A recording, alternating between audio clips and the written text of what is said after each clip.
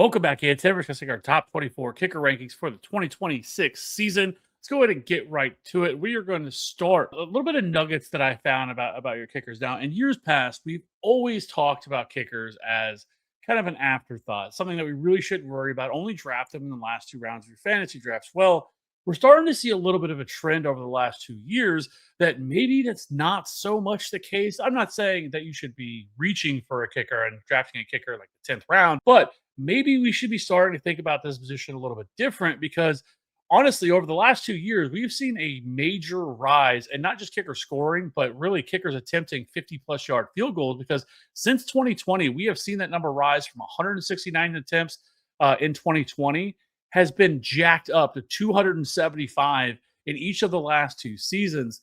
And so we're really starting to see teams really kick a lot longer field goals. We're seeing kickers that now are able to easily kick 60-yard field goals, where that used to be abnormal for a kicker to kick anything. Now we saw last year 9 kickers last year convert on 60-yard field goals. We've also seen a pretty big jump in scoring overall from the position. Over the last 2 years, we've had 14 kickers average double-digit fantasy points per game when kicking 20 or more field goals. In the previous 4 seasons, though, to that, only 5 kickers hit that mark combined. So we're starting to see a shift. And if you look last year, the top 3 kickers would have finished as a tight end 3, a RB 21 or better, or a wide receiver 25 or better over that span. So we're starting to see a little bit of a shift. Now, it is only a 2-year data sample, so we shouldn't take this with an end all be all. But if this continues, and you're in a league with kickers, you might start thinking about grabbing certain kickers just a round or two earlier than you normally would have previously. So,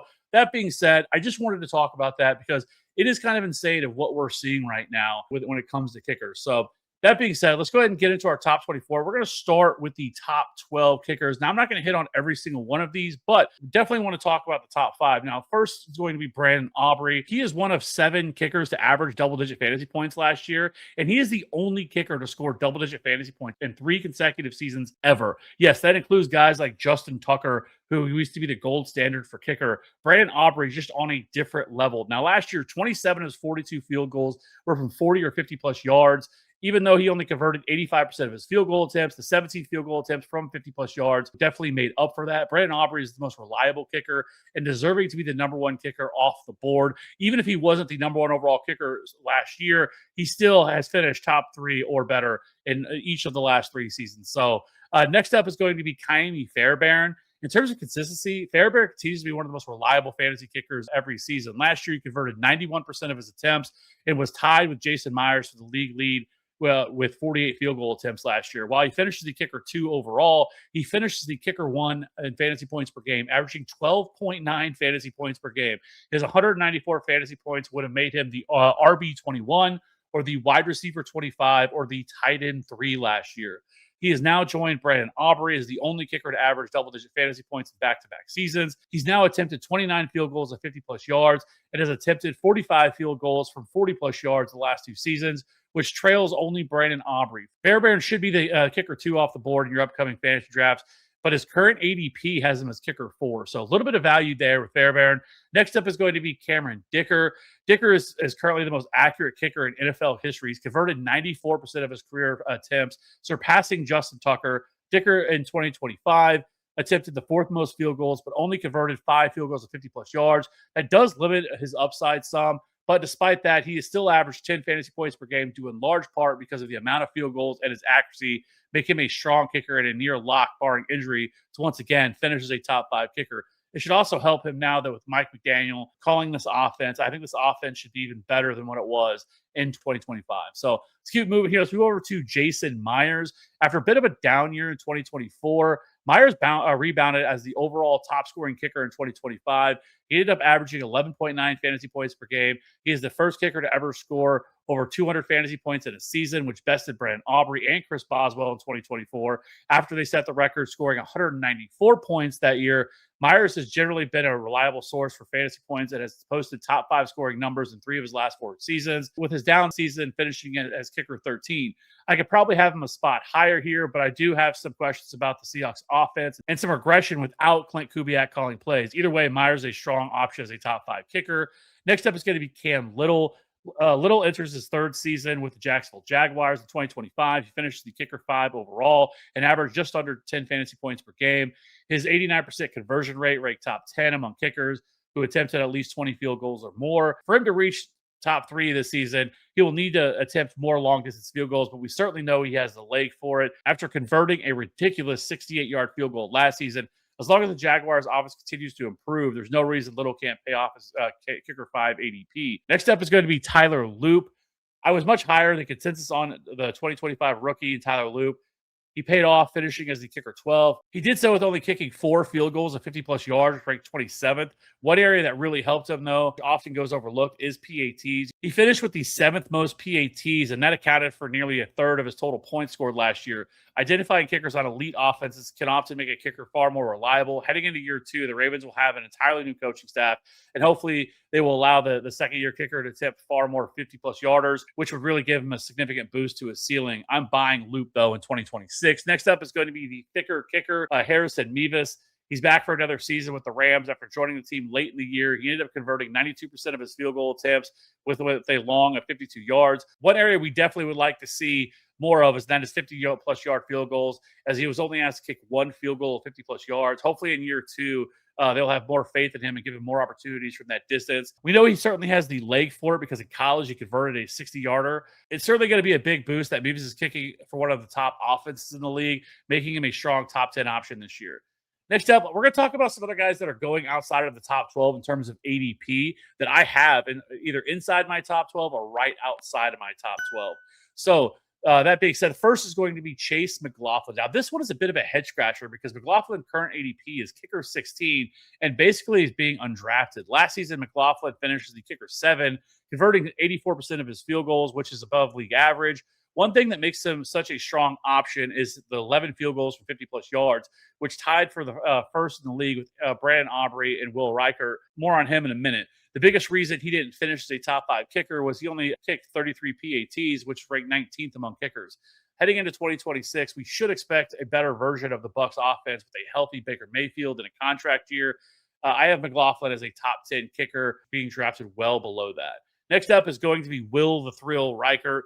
After an up and down rookie season, Will Reichert bounced back in a big way, finishing as the kicker 6, averaging 9.4 fantasy points per game.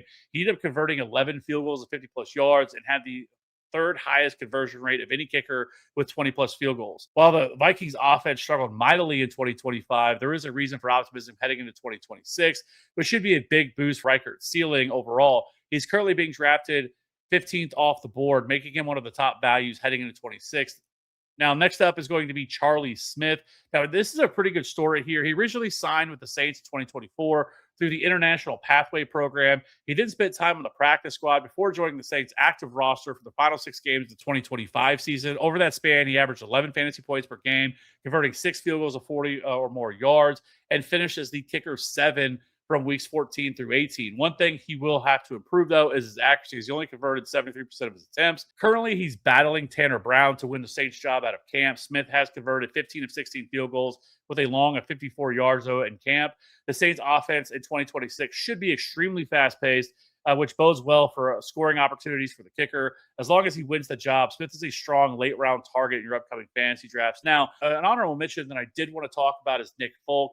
Signed with the Falcons this offseason, which should be a big upgrade over the last few seasons with the Jets. The 41-year-old still has a very strong leg, converting on a 58-yarder last year. He also made 7 of 8 field goals from 50-plus yards last year. He was also reliable as they come, converting 96% of his attempts, which led all kickers. His big problem was he played for the Jets.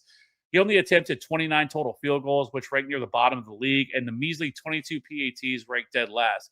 I don't think you need to draft Nick Folk necessarily, but if you are into streaming, he's certainly someone I would have on my radar because I think he could easily finish as a top 12 kicker this year with the Atlanta Falcons. So I really do like him as another option as well. Now, lastly, just a couple other guys that I wanted to hit on really quickly. First, I wanted to talk really quickly about Harrison Butker. Now, Harrison Butker has traditionally been a lock to be a top 12 kicker every year. The last few seasons, he has missed quite a bit of time. He is coming into camp completely healthy, and there is some optimism for him to bounce back this year. But I'm just a little bit pessimistic about him being able to stay healthy. I don't think he's necessarily somebody you need to invest draft capital into.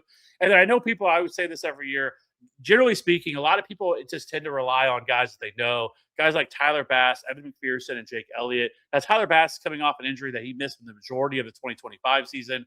And then you have Evan McPherson and Jake Elliott, who these two offenses tend to go for a lot on fourth down, which really take away opportunities for them. Like Jake Elliott and Evan McPherson both finished outside of the top 20 last year among kickers, but they tend to be guys that people really lean towards in their draft because they just know their names. I think there are much better options for you to be able to draft and not really worry about drafting some of these guys. I'm not saying they can't finish as top 12 kickers, but it just time and time again, these guys just do not come through, and they're not worth spending a draft capital on. And then Trace Mack is another kicker I really wanted to talk about. I almost actually had him as something I was going to write up, but he has struggled in camp. Now, if you're not familiar, which I don't blame you if you're not, unless you're a Packers fan, but he is a 6th-round pick of this past year's draft, and somebody that came from the University of Florida. Now, he was absolutely one of the best kickers in the country last year in college, but he has really struggled out of the gate in camp. We'll see, as long as he's able to improve. I think he's another guy that we could be talking about as a streaming option once the season gets going. But